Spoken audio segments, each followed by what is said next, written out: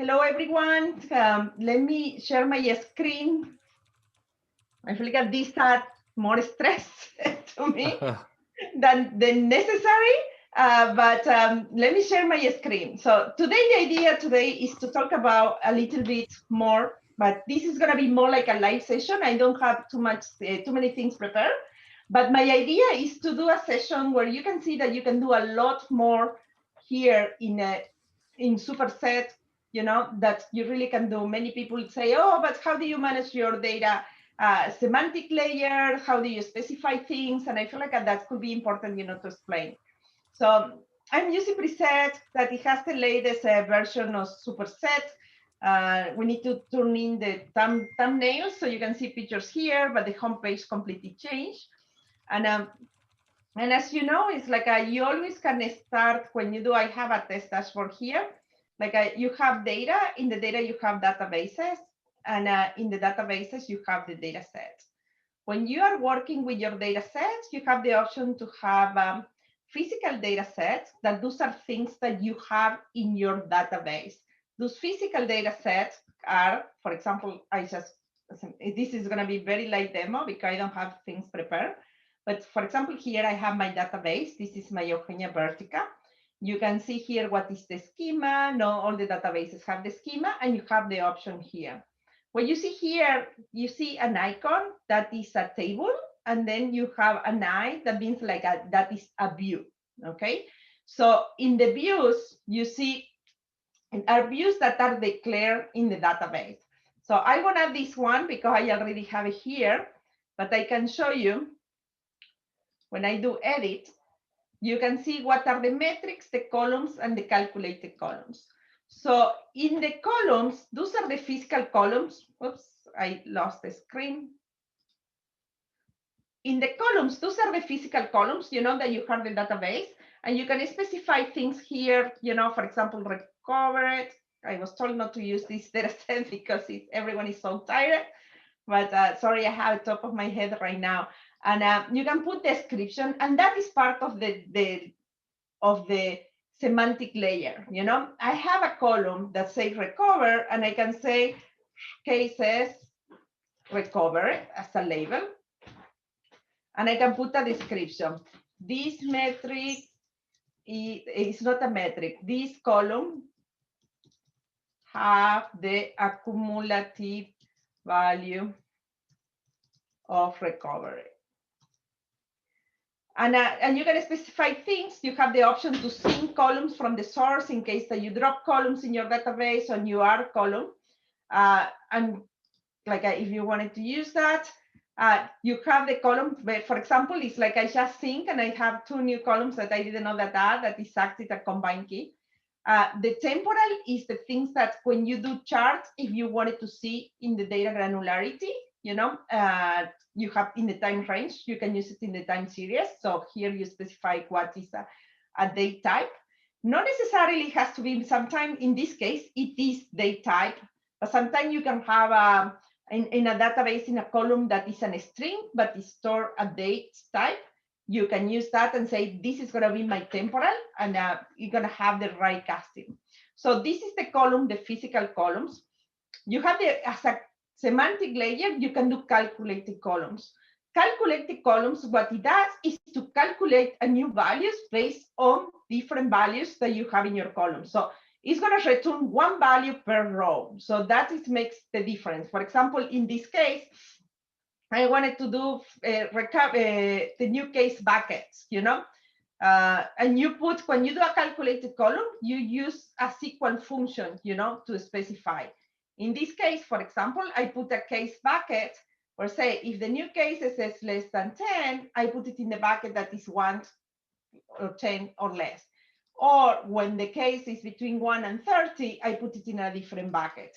So I calculate, a value that is going to return me a new column that is one value per row. Okay. You also have metrics, that the metrics are aggregated values. Those are values that you aggregate because you wanted to do some calculations, For example, I have this, I'm talking about the cases. I did one value that is talking about the cases in Latin America.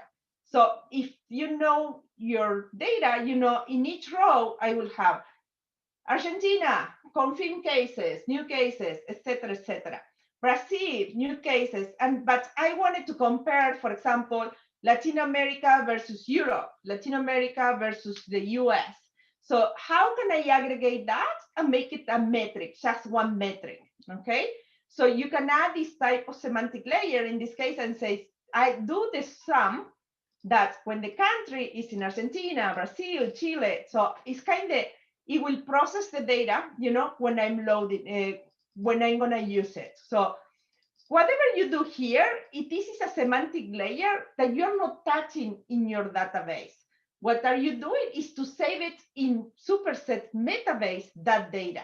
So when you are calling those metrics, they automatically are gonna go, you know, to the query. So let me use it so you can see it, because now I am explaining in this edit field. If you click here, you go to build a chart or dashboard, and you can see the different values. When you click in this arrow, you can see the different values here. So you will have the columns, you know, it's like this is a string, this is a date, this is a numeric. If it is a calculated column, you will see the F of the formula, okay? So you have a calculated column ratio days. It's like a new cases bucket, days from today, you know? So those are different things that I calculated because I know the data and I want the people that use this data set do not have to worry about it. They just can use it, okay? So for example, in the metrics, those are metrics, and we just changed the recovery, but those are, you can put help or you can put the formula. You have here the tooltip where you can see the information, okay? And you're gonna start to use it. For example, this is a table. I wanted to do a line chart.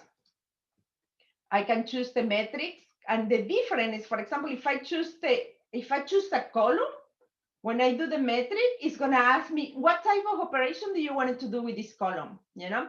If I use, this is a database column, or I can use one of the calculated column, like a new cases bucket, or the ratio depth, for example. Because, no, that's it's a column, so it's going to ask me what is the aggregated that I wanted to do, okay? If you choose a metric, like for example, confirm, that you have it here, like the confirm, it doesn't ask you anything because it is a metric. You already have the formula, okay? So I'm going to remove this so I can show you the query, okay?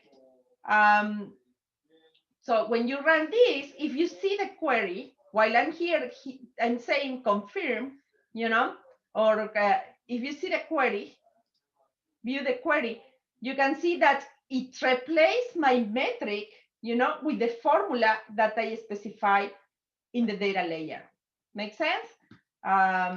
So that is something that we wanted to explain, because I feel like not everyone knows the different things. In this case, are things like very simple. You can do more complicated things. Let me change here. I don't know if you're familiar, but you have here, you can change, you can add more columns when you're building your charts here. And you also have the ability, you know, to change the data set. So I'm going to change to a completely different data set, but that I know that it has a good metrics, you know. In this case, for example, if I do edit data set, I can show you the calculated columns, and it have the user links, you know. So if you do a table, you can see that is a different, you know, type of the calculated column. What I am doing is the HTML. So when I do the table, I have a link, and let me show you. So I do cancel here. So if I do a table instead of line chart, that table is going to be easy if I find it. And I say I wanted to see throw data of the user link.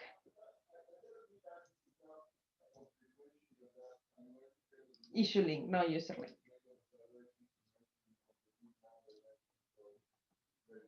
Oh, I should have put a filter. Filter.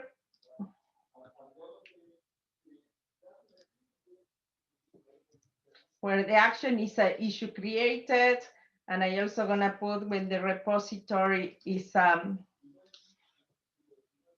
Superset, Apache Incubator Superset. This is a different data set. And you can see it's like instead to have what I have in my table, it is, what is the issue title? But in a calculated column, I put a link. So if I click here, it's going to take me, to the issue to navigate.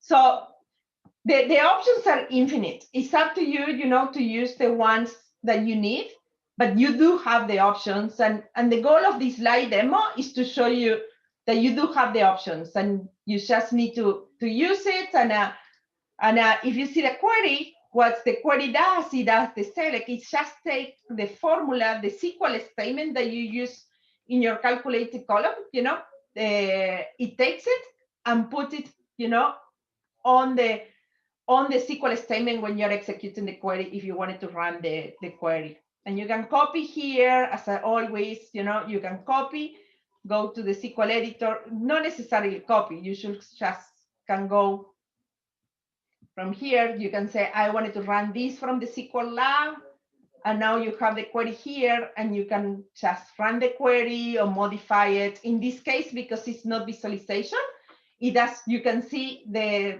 HTML reference, but you cannot do the link, in the visualization, the link gets transformed to an actually HTML link. So with that, I think that, I don't know if I have questions. Srini, can you help me to? Yeah.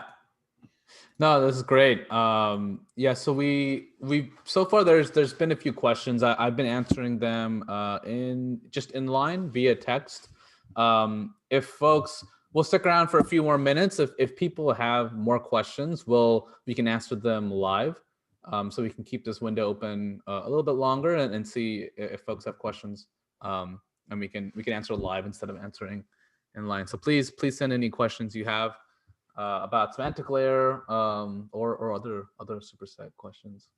Yeah, I can look at the questions right now, and I see this like these calculated columns and metrics have been in preset on Superset since always, I think, or at least since I started to use it a year and a half ago.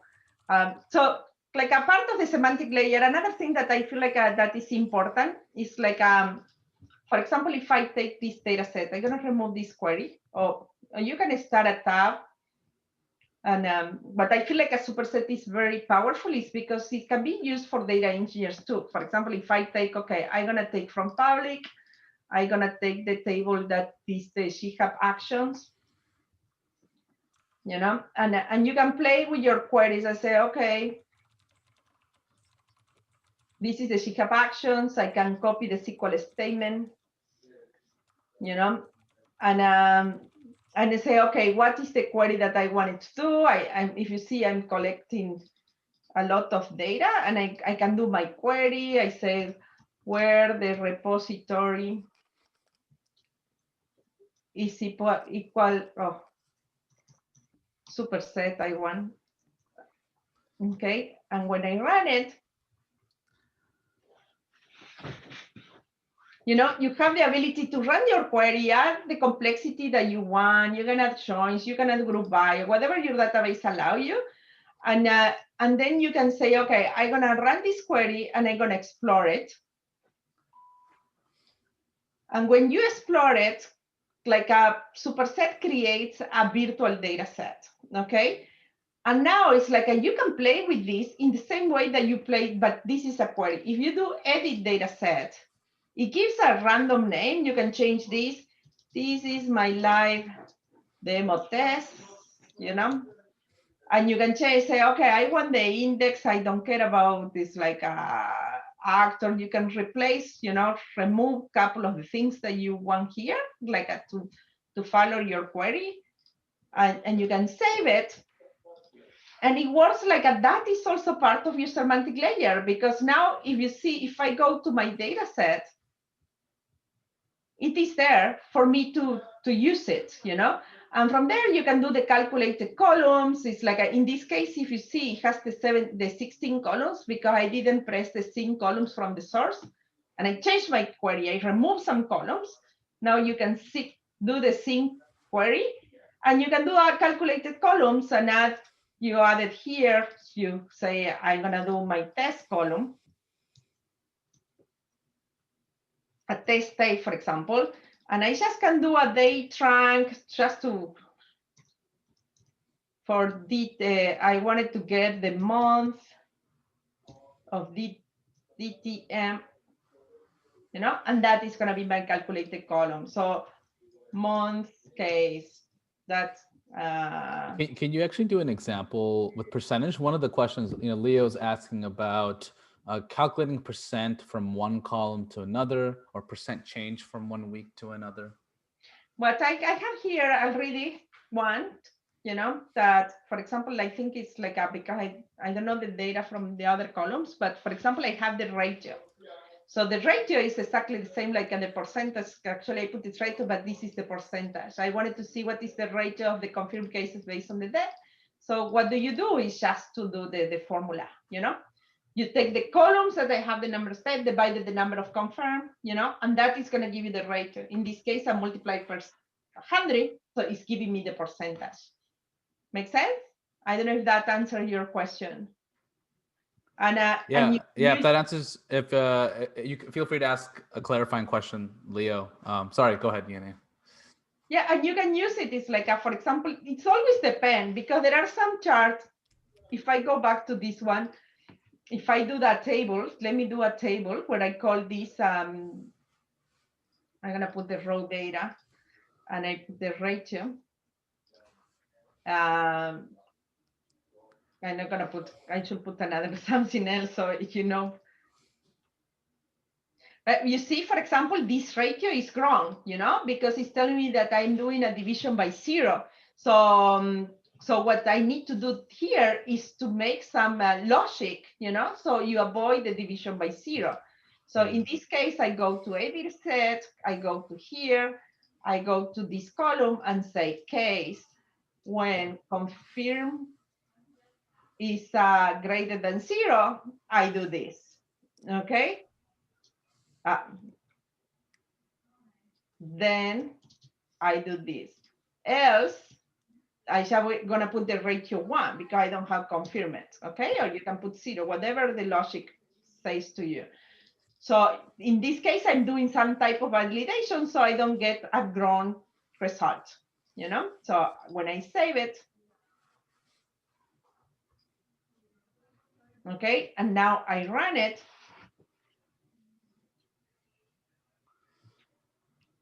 boom. You have the ratio here, okay? And actually it's based on and actually this is percentage. You can customize this. So you can say, okay, my numbers, actually, I'm gonna go back, I'm gonna edit my data set, and I'm gonna remove the times,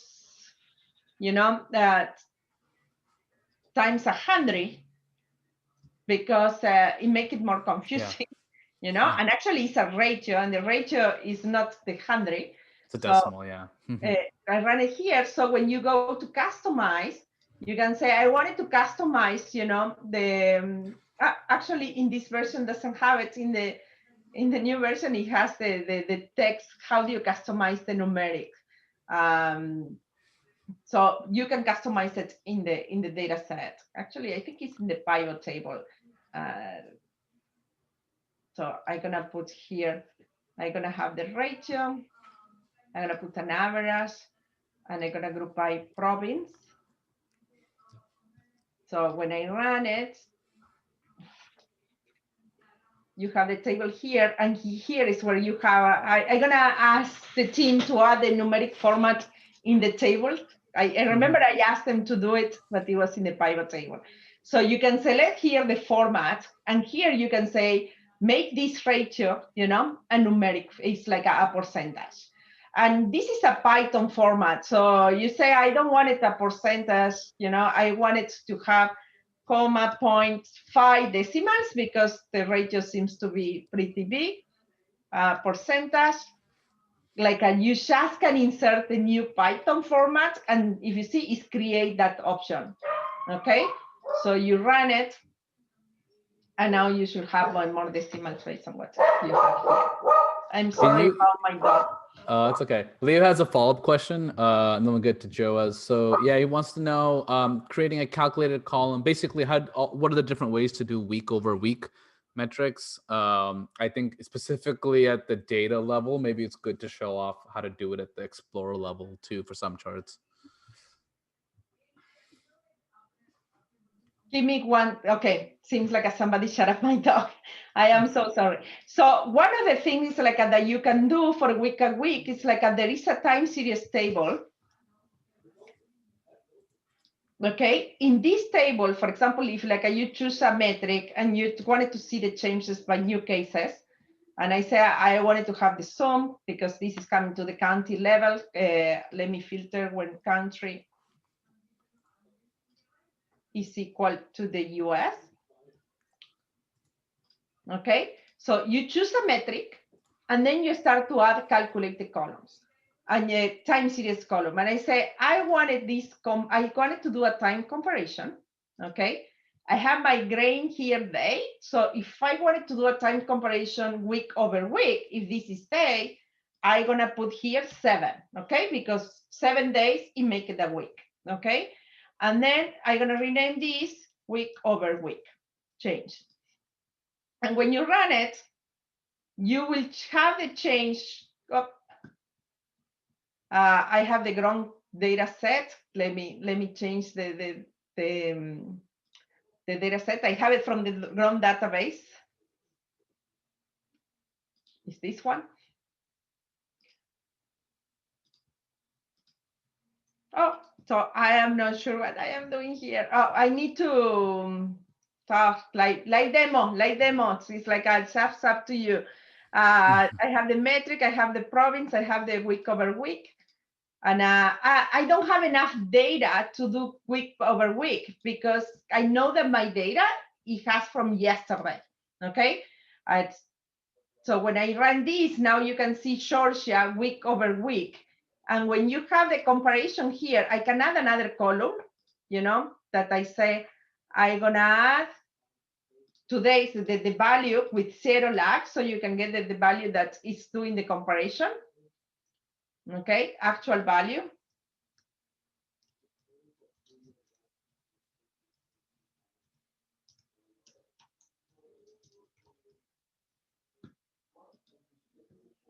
I'm gonna put this first. I'm gonna run it. You see week over week, that's what is the change. And you can change here because I put the time comparison, but I didn't select what type. So by default, it does the actual value, but I say I wanted to see the percentage change, okay? Well, I wanted to see the percentage, the percentage change is just take the difference and say how much is the difference. The percentage say what is the percentage for that particular thing, so the difference. And then it's I don't remember if I change it. And you run it, you get, what is the percentage change. And in this case, you have the formatting here. So you can say, 0.3 percentage, and automatically it's going to run, the format. And you can see here. And this is the way that you can add, it's I have last month, let me change to last quarter. And you can say, I want also months over month. Okay, and you select, I wanted to do a time comparison because it's a month, I choose 30, what type, I wanted to do the difference, month over month. And in this case, it's going to be a full numeric because I put the difference between the value from the actual value and the difference, with the month. And so all those, I don't know if that answered your question. Depending on the chart, you have the ability to do this type of things. Something that I use a lot in the timetable is the Sparkline, So what it does there is to see you see the line of the changes over time, okay? And in this case, you see I hit the 5, so you see some empty values. And it's probably it's like because I hit the number of rows that I can push in this. I think we're over time. Any other question? Yeah, let's answer one more. Performance impact trade-offs for calculated columns. Why not do it directly in the database? It should be the same. It's like in this case, it's like when you're doing the timetable, you're not really using calculated columns. What you're doing is to pull in the raw data. It's like a superset, put it in a data frame, and it does all this calculation. But when you do a calculated column, let me change this to a normal table. When you do a normal table change, and you're sending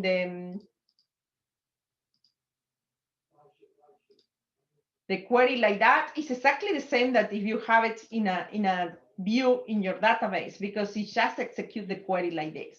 Okay, so if you wanted to predefine the column and in ingestion time calculate it, it is up to you. Obviously, that's going to be faster because you're not using any CPU cycle to do the zoom and the case and everything.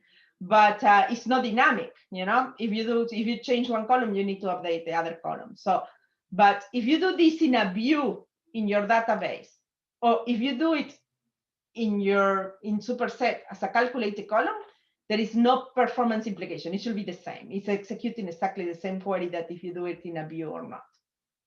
That answer the question?